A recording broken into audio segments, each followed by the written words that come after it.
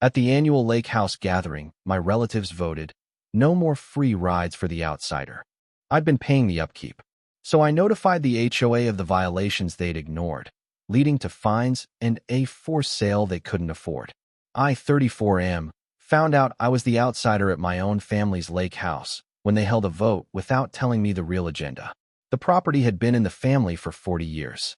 My grandfather built it himself back in the 80s, and when he died 12 years ago, he left it to all his grandchildren equally.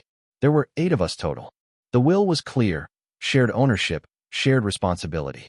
But like most family arrangements, the reality was messier than the paperwork. I was the only one who'd married outside our tight-knit community. My wife came from a different background, different culture, different everything. My cousins had all married people they'd known since high school. At first, the comments were subtle. Little jokes about how my wife didn't understand our traditions. Questions about whether she really fit in. I brushed them off because I loved her, and I thought blood was thicker than petty grievances. For 12 years, I'd been the one handling the lake house. Not because anyone asked me to, but because someone had to and no one else stepped up. The roof needed repairs 3 years back, and I coordinated the contractors. The septic system failed 2 summers ago, and I paid the bulk of the $5,000 replacement because everyone else claimed they were strapped for cash. The dock rotted through last year, and I spent weekends rebuilding it myself because hiring someone would have cost $8,000 we supposedly didn't have. I kept meticulous records. Every receipt, every invoice, every hour of labor. I sent monthly emails to the family group chat detailing expenses and asking for contributions. Most months, I got nothing back. Maybe 1 or 2 cousins would send $100. The rest ignored the messages entirely. Over the years, I'd sunk close to $40,000 into that property, not counting my time. The annual gathering was supposed to be a celebration. Every 4th of July weekend, we'd all converge on the lake house for 4 days of swimming, grilling, and catching up. This year felt different from the moment I arrived. My cousins were clustered together on the deck, and they went quiet when they saw my car pull up. Not a comfortable quiet, but the kind that happens when people have been talking about you. My wife noticed it too. She asked me if everything was okay, and I told her I was sure it was fine. I was wrong. The vote happened on the second night. We'd just finished dinner, and my uncle stood up and said they needed to discuss some house business. He suggested my wife take the kids down to the lake so we could talk family matters. The way he said it made my stomach drop. My wife looked at me, and I told her it was probably just boring logistics. She took our 2 kids and left, but I could see the hurt in her eyes. My uncle started by saying the lake house expenses had gotten out of hand. He talked about how the property taxes kept rising and how the upkeep was becoming unsustainable. Several cousins nodded along. Then my oldest cousin spoke up and said they'd been discussing it, and they felt like some people were taking advantage of the shared ownership. She looked right at me when she said it. I asked what she meant, and she said I brought my family up here almost every other weekend during the summer, while most of them only came a few times a year. She said it wasn't fair that everyone paid equally when I was using it so much more. I reminded them that I was the one paying for almost everything, but my uncle cut me off and said that was my choice. Nobody forced me to do it. Then came the real blow. My cousin announced they'd been talking and thought it was time to establish some new rules. She said the property should prioritize blood family, meaning the original grandchildren and their children. Spouses, she explained, were guests and should be treated as such. She pulled out an actual printed document with bullet points. Spouses would need permission to invite their own family members. Spouses couldn't come to the lake house without their partner present. Spouses had no say in property decisions. I sat there processing what I was hearing. They were calling my wife an outsider. They were saying she didn't belong. And then my uncle said they wanted to put it to a vote. He asked who supported the new rules. 7 hands went up. I was the only one who didn't raise mine. My uncle told me the vote was decided and the rules would take effect immediately. I asked if they were serious, and he said they'd all agreed this was necessary to preserve the family legacy. I asked about all the money I'd put into the place, and my oldest cousin said I'd chosen to do that and nobody owed me anything. She actually said I'd been playing the martyr and holding it over everyone's heads. I left the table and went down to find my wife. She was sitting on the dock with our kids, and when she saw my face, she knew something was wrong. I told her we were leaving first thing in the morning. She asked what happened, and I said I'd explain in the car. I didn't want to break down in front of the kids. We packed that night, and left before sunrise. During the drive home, I explained everything. My wife cried, not because she cared about the lake house, but because my family had made her feel like she was the problem in my life. Our daughter, who was 10, asked why Grandpa's cousins didn't like Mommy. I didn't have a good answer. I spent the next week furious. I couldn't eat, couldn't sleep. My wife kept telling me to let it go, but I couldn't. They'd humiliated her. They'd stolen something my grandfather meant for all of us to share. And they'd done it while benefiting from years of my money and labor. Then I remembered the violations. The HOA around the lake had strict rules. Our property was grandfathered in for some things, but over the years, my cousins had made changes without proper permits. 2 summers ago, one cousin built an addition onto the back of the house for extra sleeping space. No permit, no approval. Last year, another cousin installed a permanent fire pit within 20 feet of the property line, violating setback requirements. The dock I'd rebuilt was technically too long according to current regulations, but I'd rebuilt it to match the old footprint, assuming we had some kind of exemption. I pulled out my copies of all the property records and HOA bylaws. I spent 3 days researching every rule and regulation. Then I made a list of every violation on the property. There were 11 in total, ranging from minor to significant. The HOA had been lax about enforcement because my grandfather was an original resident and they'd left him alone. But the rules were clear. Violations could be reported anonymously, and once reported, the HOA was obligated to investigate and enforce compliance. I drafted a detailed report. I included photographs I'd taken over the years for maintenance records. I noted dates of construction for unpermitted additions. I cited specific bylaw sections. I made it airtight and anonymous. Then I submitted it. The HOA responded within a week. They sent an inspector to the property, and my uncle called me in a panic. He asked if I knew anything about an HOA inspection, and I said I had no idea what he was talking about. He said someone had reported violations and the HOA was threatening fines. I asked what kind of violations, and he listed them off. I made sympathetic noises and said that sounded serious. The fines came 30 days later. $15,000 for the unpermitted addition, with daily penalties until it was either permitted retroactively or removed. $8,000 for the fire pit violation. $5,000 for dock length violations. $3,000 for various landscaping and setback issues. The daily penalties were set at $200. My uncle called an emergency family meeting.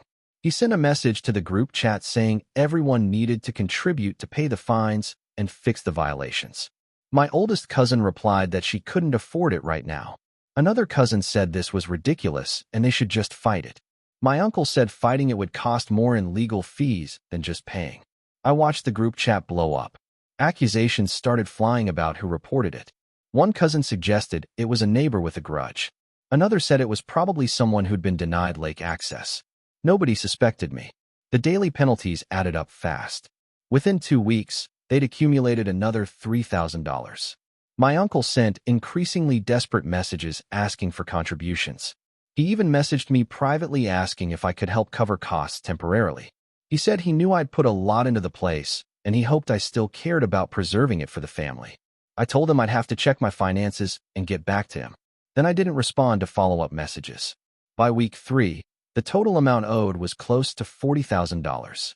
The HOA sent a formal letter stating that if violations weren't remedied and fines weren't paid within 60 days, they'd place a lien on the property. My uncle called me directly. He was crying. He said the family couldn't afford this and they might lose the lake house.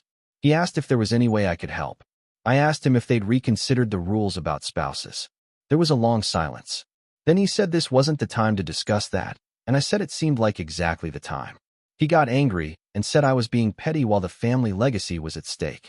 I reminded him that I'd put $40,000 into that legacy and been told nobody owed me anything. Then I hung up. The group chat turned into a war zone. My cousins started blaming each other for the financial mess. Someone suggested they should take out a loan against the property.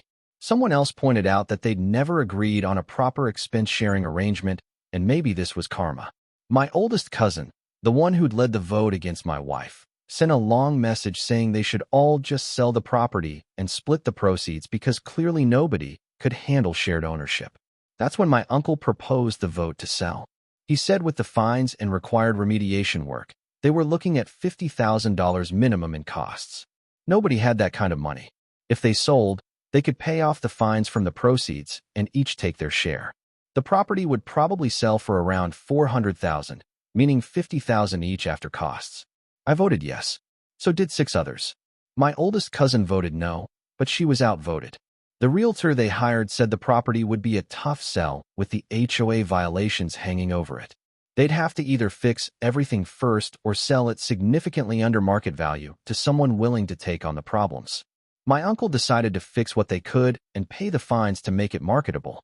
He sent another desperate message to the group chat asking everyone to contribute what they could. I contributed nothing. They scraped together enough between the 7 of them to cover the minimum fines and basic remediation. The unpermitted addition had to be removed entirely because retrofitting it to code would cost more than demo. My cousin who built it was furious. The fire pit had to be relocated. The dock had to be shortened by 8 feet. The property went on the market 3 months after I filed the report. It sat there for 2 months before they got a lowball offer of $320,000. With the realtor fees, the HOA fines they'd paid, and the remediation costs, each person's share came out to about $28,000. My uncle sent me the closing paperwork. There was no note, no explanation, just the legal documents requiring my signature to finalize the sale. I signed them and sent them back. The day after closing, my oldest cousin sent me a private message. She said she knew it was me who reported the violations. She said I'd destroyed something beautiful out of spite, and she hoped I was happy. She said my grandfather would be ashamed of me. I wrote back and told her my grandfather would be ashamed of people who voted to exclude family based on who they married. I said I'd put 12 years and $40,000 into maintaining his legacy while they did nothing but show up for the good times. I told her the property was lost the moment they decided love and loyalty were less important than bloodlines. She blocked me. Over the next few weeks, the rest of my cousins either blocked me or removed me from the family group chat. My uncle sent one final message saying I'd torn the family apart, and he hoped the revenge was worth it. Then he blocked me too. My wife asked me if I regretted it. I told her I regretted that it came to this, but I didn't regret standing up for her. She said she never wanted me to burn bridges with my family for her sake, and I explained that they'd burned the bridge first. I just stopped pretending it was still standing. I took my share of the sale proceeds, $28,000, and combined it with what I already had saved. 6 months later, my wife and I bought our own lake property. It's smaller than the family place, only 2 bedrooms, but it's ours. No votes, no committees, no discussions about who belongs and who doesn't. My kids love it. We go up most weekends during the summer, just like we used to. Sometimes my wife's family comes up to visit, and nobody asks permission or apologizes for being there. My daughter asked me once if Grandpa's cousins would ever come visit. I told her probably not, and she said that was okay because she liked our lake house better anyway. I still have all the financial records from the old place. Every receipt, every invoice, every email I sent asking for contributions that went ignored. Sometimes I look through them and calculate exactly how much I lost in the end. I put in $40,000 and got back $28,000, so I'm down $12,000 overall. But then I think about what I actually got back. A wife who knows I'll always choose her, kids who are learning that family means standing up for the people you love, and a little piece of property that's truly ours. The HOA violations weren't really about revenge. Or maybe they were. I'm not entirely sure myself. What I know is that my family made a choice to exclude my wife, to diminish her place in our lives, and to tell me that the money and work I'd put in meant nothing. They gambled that I'd keep playing the role I'd always played. The one who fixes things, who pays for things, who accepts whatever treatment they dish out, because family is family. They lost that bet. I heard through a distant relative that they still talk about me at family gatherings. Apparently, I'm the villain in their version of the story, the vindictive outsider who destroyed a legacy over a simple disagreement. They don't mention the 12 years I kept that place standing. They don't mention the vote they took to make my wife a second-class family member. They just remember that I'm the one who caused them to lose the lake house. They're right about that part, at least. I did cause it, and I'd do it again. If you'd like to see more stories like this, a gentle tap on the subscribe button would mean the world to us.